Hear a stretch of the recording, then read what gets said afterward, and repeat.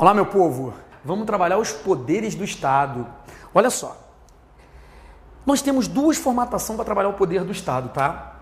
Os poderes do Estado, os poderes são independentes e harmônicos entre si. Poder executivo, legislativo e judiciário.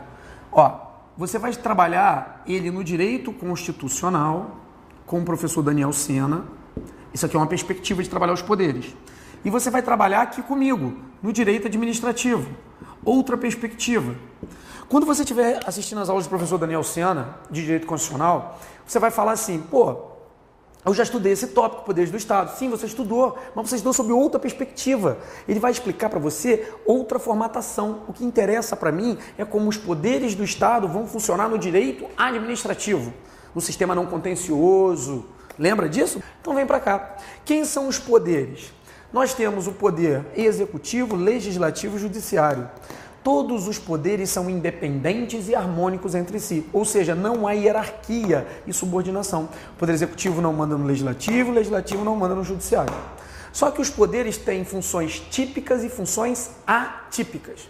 Aí você fala assim, poxa, Evandro, eu não estudei direito, você fica falando de coisa difícil, função típica, função atípica, como é que você me explica isso? Olha só. Função típica é quando você, ou o poder, no nosso caso, desenvolve coisas e situações para que você nasceu, para a sua finalidade principal, para a sua finalidade primeira. Por exemplo, o Joé, que é nosso câmera, eu vou pegar ele de exemplo, ele vai me ajudar. O Joé é um homem negão, então a função típica dele é namorar o quê? Meninas. O Joé nasceu para namorar meninas, mas eventualmente o Joé pode se apaixonar e atipicamente namorar meninos, não é o Joé? Não, né? Ele está sacudindo a cabeça, ele está falando que não, mas pode sim, tá? Então, função típica é você desenvolver uma coisa para que você nasceu. O poder executivo nasceu para quê, originalmente, pela Constituição Federal? A Constituição instituiu o poder para quê? Amigo, a princípio, para administrar a coisa pública.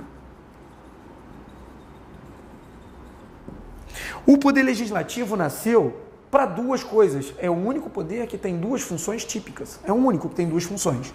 Ele nasceu para legislar, ou seja, criar leis, Câmara, Senado, as assembleias, as câmaras dos vereadores, e nasceu também para fiscalizar. Olha, para você ter uma ideia, o Tribunal de Contas da União é um órgão vinculado ao Poder Legislativo que fiscaliza, faz o controle externo. Isso é tópico de outra matéria. Mas é só para você lembrar que o Poder Legislativo é o único que tem duas funções típicas. É o único. O Poder Judiciário, ele nasceu principalmente para quê? Para julgar as lides, né? Então essa é a função de cada um. Agora, atipicamente, um poder pode desenvolver a função do outro. Olha que exemplo. Se você tiver no governo federal, a iniciativa de lei para a criação de novos cargos públicos é do presidente da República. O presidente da República, ele vai, pede os cargos, aquilo passa pela Câmara, pelo Senado, volta para a mão do presidente da República para ser sancionada e promulgada. Então, o que acontece? Na verdade, o Poder Executivo, quando está dando iniciativa de lei, pedindo cargos públicos, ele está atipicamente legislando. Então, ele está desenvolvendo uma função para que ele não nasceu, atipicamente. O Poder Legislativo e o Poder Judiciário também acontece isso. Você já viu que o Poder Legislativo ele nasceu para legislar e fiscalizar. Mas, atipicamente, o que pode acontecer? Você, por exemplo, tem a mesa da Câmara e a mesa do Senado. Imagina que isso aqui é o plenário. Estamos lá agora na Câmara dos Deputados Federais aqui. Você tem um deputado e o outro deputado, um deputado já está lá há 30 anos, o cara está caquético lá dentro, ganha todo o mandato. O outro entrou, está no primeiro dia. Amigo, dentro das funções típicas, um não manda no outro não. Não tem hierarquia e subordinação, eles são independentes, que é a função de julgar. Mas, por exemplo, na composição da mesa, quem vai administrar a casa, meu povo tem que ter hora de saída, hora de entrada, controlar as férias dos servidores, os direitos, ele tem que administrar aquela casa. Então, esse órgão que é a mesa da Câmara e a mesa do Senado, ele tem a composição lá. Vamos colocar que tenha 3 deputados. Esses deputados aqui estão na função de administrar a coisa pública, ou seja, estão administrando a casa. Então, atipicamente, o Poder Legislativo pode exercer a função de administrar. Existe um monte de outras funções, tá? Atípicas. Eu só estou dando um exemplo que é para você concatenar as ideias.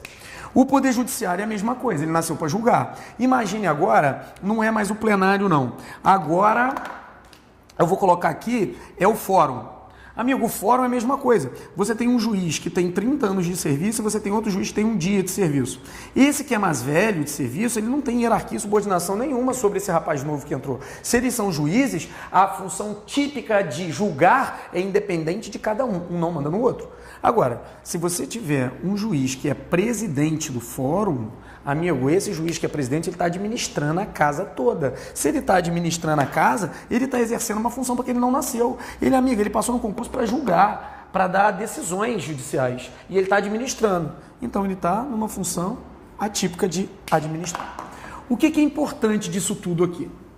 Bem, o importante é você saber que, para a perspectiva do direito administrativo, os poderes executivo, legislativo e judiciário exercem funções típicas. Evandro, da onde nasceu essa função? Nasceu pela Constituição Federal. Se você for lá estudar com o Daniel Sena, ele vai te dar as funções do poder executivo, legislativo e judiciário.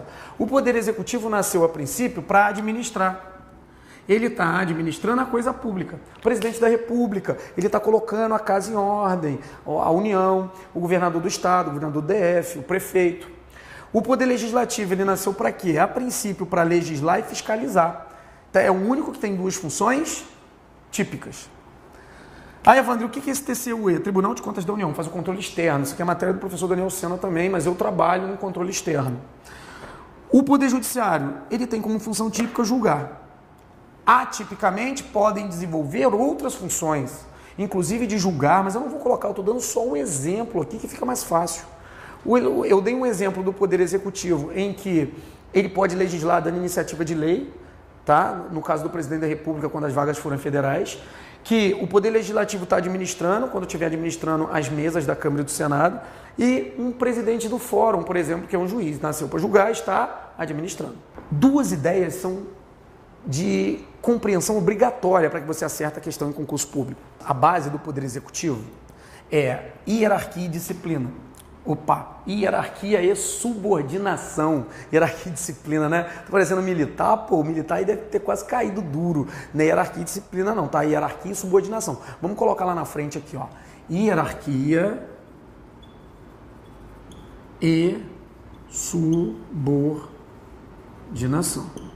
Aqui você vai estudar comigo na teoria do órgão, segundo as classificações do órgão independente, órgão autônomo, superiores e subalternos, que a ideia é uma ideia de comando, linha de comando. O presidente manda no ministro da Justiça, que manda no delegado de Polícia Federal, que manda no agente dele lá na delegacia. A gente vai ver toda essa sequência, tá? Para que vocês entendam.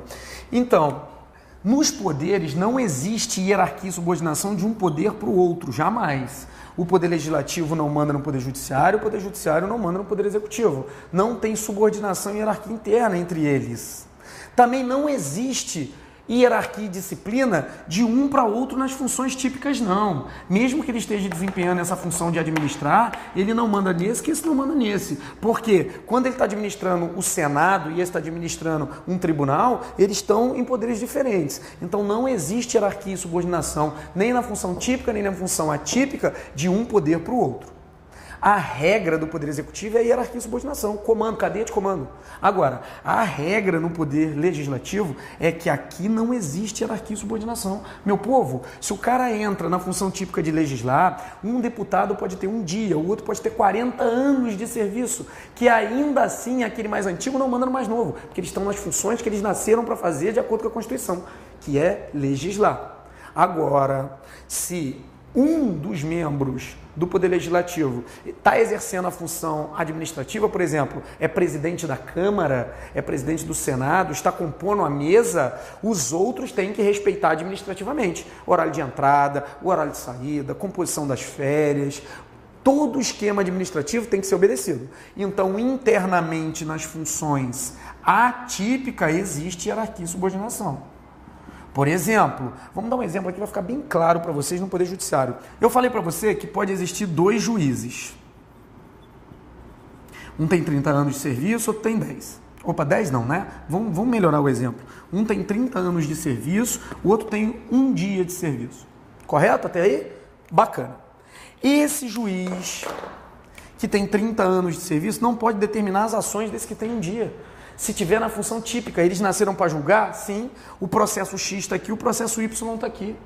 Os processos têm o mesmo andamento e podem ter decisões diferentes. E esse mais antigo não pode de forma alguma influenciar o mais novo, porque eles são independentes. Agora, se esse juiz mais antigo for o presidente do fórum e ele determinar um horário de entrada de 8 e um horário de saída 17, essa norma administrativa obrigatoriamente tem que ser obedecida pelos outros juízes.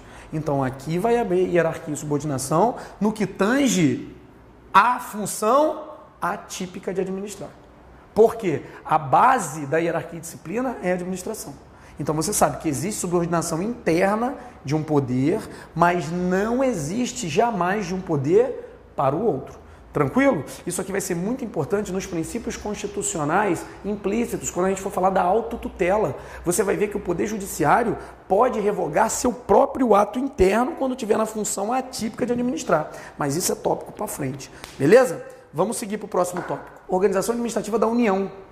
Então a gente vai pegar alguns conceitos, é mais fácil porque restringe. Porque, na verdade, o tópico é Organização Política Administrativa da União.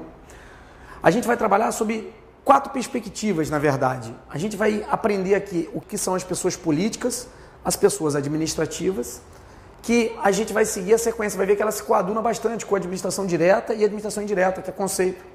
Nesse bloco, a gente vai trabalhar somente as pessoas políticas e a administração direta, deixando para os outros blocos a administração indireta, que é mais extenso, tá? Então você já sabe que existe, já copiou no seu caderno. Eu vou tirar daqui só para fins de organização aqui do quadro. Então, meu povo, o que a gente vai estudar aqui é a organização político-administrativa da União. A gente vai ver agora quem são as pessoas políticas e, na sequência, a administração direta. Quem são as pessoas políticas no Brasil?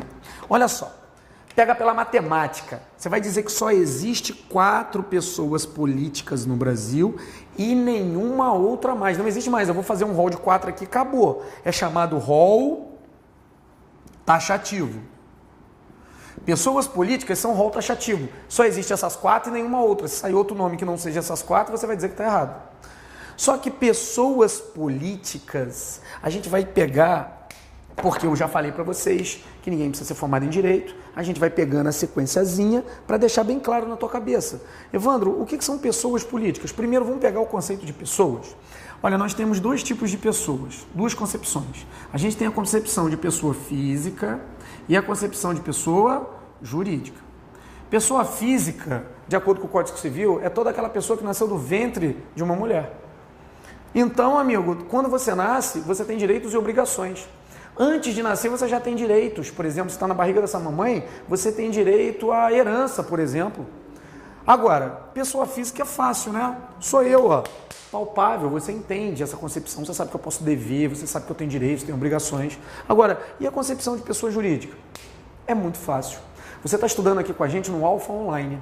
Você assinou o seu contratozinho aí online, você pagou no cartão de crédito. Então, amigo, acabou de gerar para você o quê? Direitos e obrigações. Você tem o direito que é de receber as aulas e a obrigação de pagar. E eu não, né? A ideia do Alfa Online, que é uma empresa, na verdade, essa pessoa jurídica, que é uma empresa, ela é chamada ficção jurídica. Ela não existe de carne e osso, ela existe no papel, foi constituído na junta comercial. Então, a partir do momento que ela nasceu, que ela foi lá, assinou os atos constitutivos na junta comercial, a empresa começou a ter direitos e obrigações na ordem civil também. Então, se você pagou, você quer o produto. Está obrigado, me gerou uma obrigação de passar o que você comprou. E, ao mesmo tempo, gera um direito para mim de querer receber, já que eu estou te passando isso aí. Então, uma pessoa jurídica, uma ficção jurídica, é uma empresa, é uma firma, é uma pessoa, uma entidade que você vai ver que gera direitos e obrigações. Toda vez que eu falar em pessoas políticas, eu estou trabalhando com a ideia sempre de pessoa jurídica, tá? As pessoas políticas é administrativa, administração direta ou indireta. Eu estou trabalhando com a ideia de pessoas jurídicas. Então, já que você sabe o que é uma ideia de pessoa jurídica, vamos avançar. Evandro, quem são as pessoas políticas? Olha só, antes de continuar, você vai ver que pessoas políticas, pessoas, é sinônimo de entidade ou de entes. Correto? Então você já sabe que pessoas políticas no Brasil, se eu falar pessoas políticas, se eu falar entidade política ou ente político, dá no mesmo. Só existe essas 4. Evandro, quais são essas 4 que eu tô curioso? Você fala e não solta elas aí. Calma, ô curioso. A curiosidade é bom, né? Primeira pessoa, União. Segunda, Estados. Terceira, o Distrito Federal. E quarta, os municípios. Todas essas pessoas são autônomas. Vou jogar um gráficozinho ali e daquela forma que você tem que interpretar. Olha aqui. Elas estão posicionadas dessa forma, olha. Estão posicionadas a União, os estados, o DF e os municípios. Evandro, por que você posicionou eles horizontalmente? Porque não existe hierarquia e subordinação de um para o outro. Não existe poder de comando. Ah, Evandro, quer dizer que o presidente da República, que é o chefe superior da administração federal, ele não manda no governador do estado? Não. Ele não manda no prefeito? Não. Amigo, aqui é como se fosse uma vizinhança e cada um domina a tua casa. Cada um manda dentro do seu ambiente. O presidente não manda no governador, que não manda no governador do DF, que também não manda no município. Ah, Evandro, quer dizer que o prefeito não tem que receber ordem do presidente da República? Lógico que não, porque eles têm uma palavra. Olha para cá. Eles são autônomos, ou seja, todos esses entes têm autonomia. Se eles têm autonomia, eles são independentes. Um não segue orientação do outro, um não segue ordem do outro. Só que existem 3 tipos de autonomia que os entes políticos têm. Primeira autonomia e a mais forte, autonomia política. Quem quiser fazer uma observação aqui na frente, coloca assim: as pessoas administrativas, que é a que a gente vai estudar no tópico de baixo, não têm autonomia política. Somente as pessoas políticas têm autonomia política. Autonomia administrativa e autonomia financeira. Evandro, me explica direitinho o que é esses tipos de autonomia? Explico, olha só. Autonomia política é a capacidade de criar leis, ou seja, capacidade de legislar. Evandro, por que eles têm capacidade de legislar? Porque aqui na União tem a Câmara e o Senado Federal. Nos estados tem assembleias estaduais, tem a Câmara do Distrito Federal e a Câmara dos Vereadores. Então cada esfera é independente para criar a sua própria legislação. Leis federais, leis estaduais, leis distritais, leis orgânicas. Cada um cria a sua estrutura legislativa. Correto? Administrativa. Por que estrutura administrativa? Autonomia. Porque ele pode administrar a coisa da melhor forma possível. Pode ser criado novos ministérios, novos órgãos. Dentro da estrutura que você vai ver lá na teoria do órgão, a administração, ela faz da melhor forma possível. Ela se completa, ou seja, ela se auto-organiza. E autonomia financeira. Amiga, essa autonomia é que todos os entes, eles têm a capacidade, por exemplo, de julgar suas próprias contas. Então ele faz o cálculo do gasto que ele vai ter e já reserva o dinheiro. Isso é autonomia financeira. Julga suas próprias contas. Tranquilo? Então, repetindo, olha, a gente pegou a relação de pessoas políticas, que é chamado rol taxativo. Por que é rol taxativo, Evandro? Porque só existe 4. Só existe a União, só existe os estados, só existe o DF, só existe os municípios.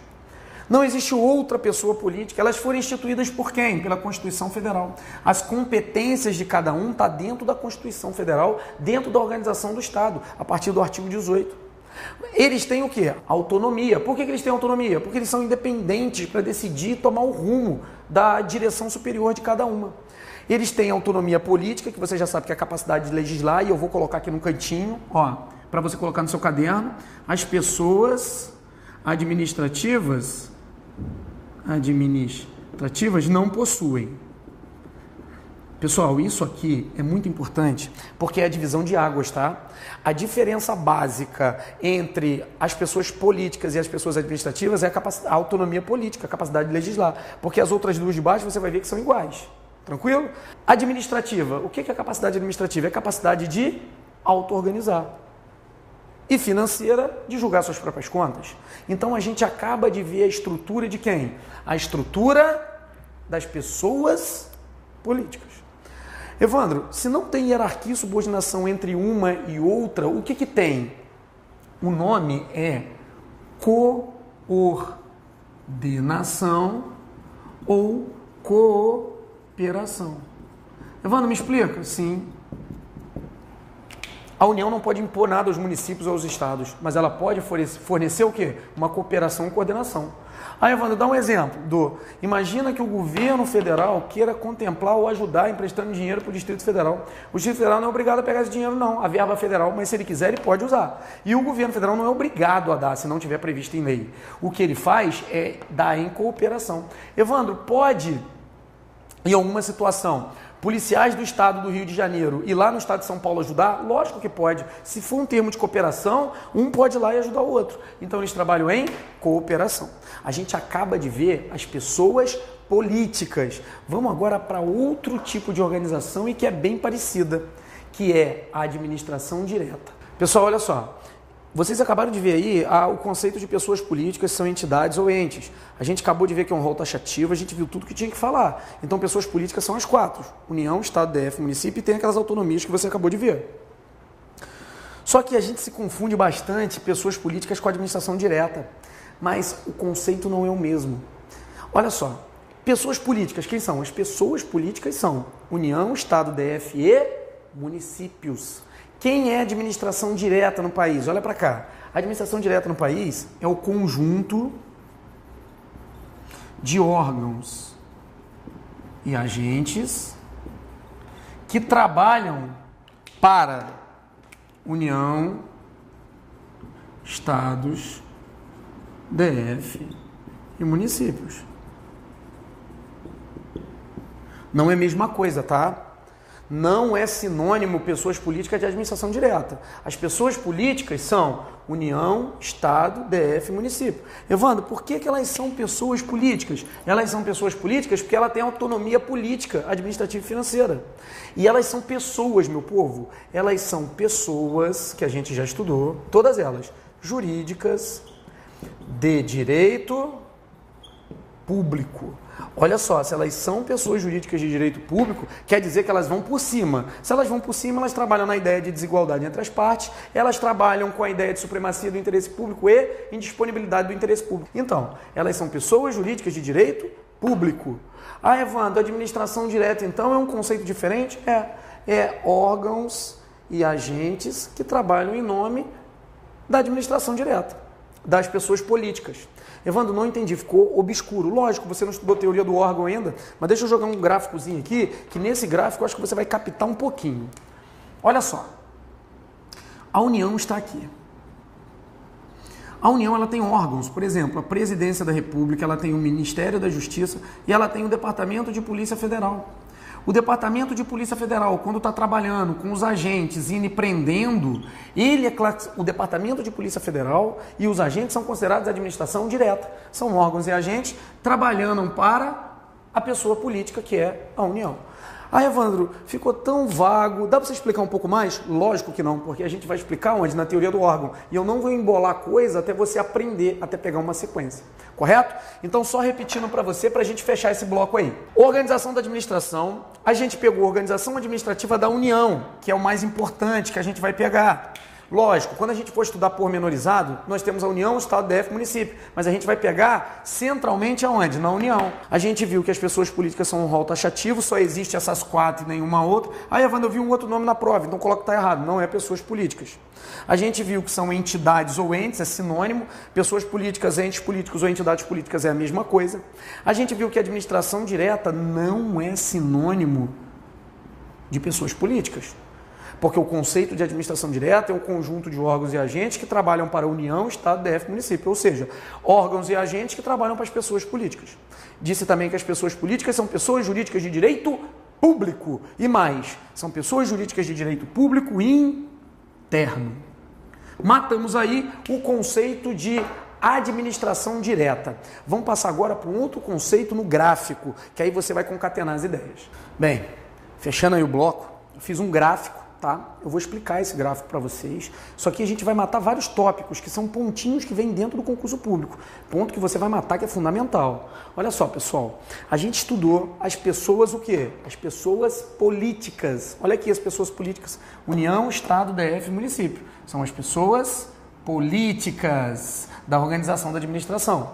A gente já viu que elas têm autonomia política, administrativa e financeira. A autonomia mais marcante que elas têm é a autonomia política. A gente viu também que elas trabalham em cooperação. Vimos também que essas 4 pessoas políticas que são consideradas administração direta são também o quê? Pessoas jurídicas de direito público interno. Isso tudo a gente já viu até aqui. Só que existe mais uma pessoa desgarrada.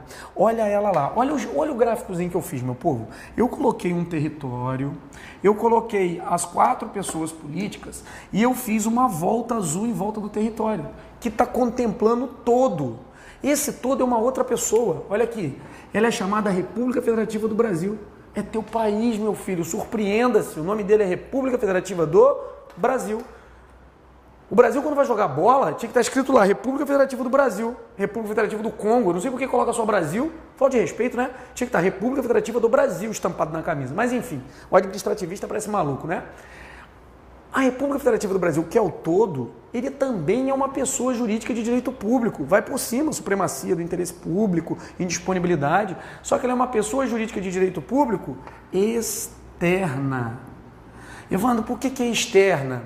Olha só, o presidente da República, que é o chefe superior da administração federal, ele exerce função dupla no nosso sistema brasileiro. Ele funciona tanto representando a República Federativa do Brasil, como também ele representa a União. Então ele tem dupla função. Quando ele está representando a União, ele funciona na figura de chefe de governo. Quando ele estiver administrando para dentro da bola, ele é chefe do governo. Estiver dando Bolsa Família, estiver visitando os estados, estiver assinando uma demissão do servidor, estiver liberando uma verba pública, tudo que ele estiver fazendo, administrando internamente, ele está na figura de chefe de governo. Ele é o chefe superior da administração federal da União. Isso para dentro. Agora, ele também pode funcionar representando a República Federativa do Brasil. Ele pode funcionar como chefe de Estado.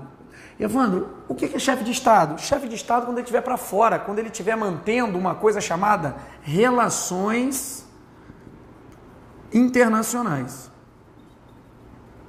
O presidente da República, quando representa o país em relações internacionais, ele está na figura de chefe de Estado. Isso é muito fácil de interpretar. Se na questão vier dizendo que o presidente Lula, que saiu, ou então a Dilma, pegou o telefone e foi conversar com o Obama, ela está dentro do país, lá dentro do gabinete, ela pegou o telefone e está conversando com o Obama, batendo um papo com ele, querendo saber alguma coisa, amigo, é um Estado conversando com o outro, mantendo relações internacionais. Então, aquele momento, o presidente está na figura de chefe de Estado.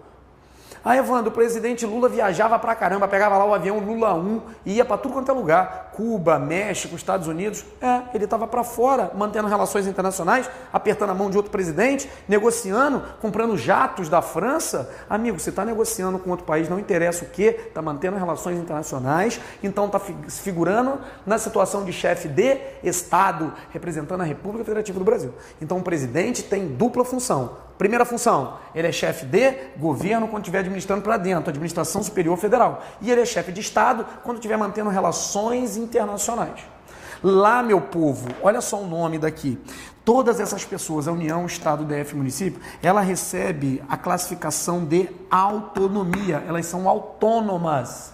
A República Federativa do Brasil é a única pessoa jurídica de direito público que tem a palavra soberania. A soberania pertence somente à República Federativa do Brasil. A União não tem soberania. Quem tem soberania é a República Federativa do Brasil. Evandro, qual é o conceito de soberania? Você não precisa saber, meu filho. Soberania é algo maior. Soberania é quando o país estiver mantendo relações internacionais. É o poder de conseguir negociar externamente. Somente a República Federativa do Brasil faz isso. Correto, meu povo? Então, com esse gráfico aí, a gente matou a ideia de organização da administração no que tange as pessoas políticas e no que tange a administração direta. Lógico que a administração direta a gente só vai entender pormenorizado quando a gente pegar a teoria do órgão, que é uma sequência nos outros blocos. Vamos passar para o próximo aí, para o próximo vídeo.